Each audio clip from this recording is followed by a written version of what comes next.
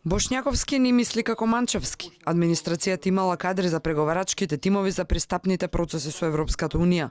Додека министерот за администрација апелира експерти од надвор да се вклучат во тимовите, оти кадар немало, владиниот портпарол тврди дека се си тече во нормала и нема ништо што би одолговлекло работата, иако тимовите требаше да се знаат уште пред 6 месеци.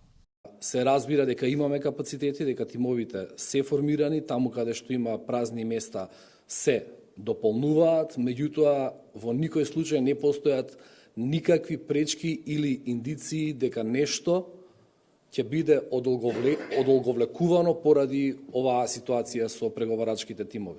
Испраќам апел до сите граѓани, експерти, луѓе кои работат во невладин сектор, во приватни компании, да размислат да се вклучат во овој процес. Ни требаат сите можни ресурси, ние ги немаме многу. Сериозно сме загрижени за следните покрупни фази од преговарачкиот процес. Дека се доцни на сите полиња, укажа и експертите. Многу доцни ова. Значи, владата на својата седница на 31 јули 2018 година изнала дека ќе биде формирана преговарачката структура до 29 октомври 2018 година.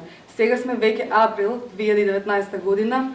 Немаме никакви податоци за тоа дали е формирана преговарачката структура, кои се имињата на тие луѓе кои ќе работат во работните групи и како тој процес се одвива. Значи не е транспарентно воопшто. Еден од условите за солидна бриселска јунска оценка е и законот за обвинителството, за кој не се знае кога би се постигнал договор.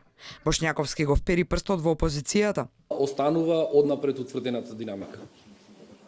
Се разбира доколку опозицијата се реши дека законот со кој што ќе се регулира понатамошната работа на СЈО, кој што е клучен во однос на таа динамика, ќе има разбирање дека тој закон мора да биде донесен и усвоен. Опозицијата пак е децидна. Сите нивни забелешки се преточени во амандмани, принципиелни и правно основани.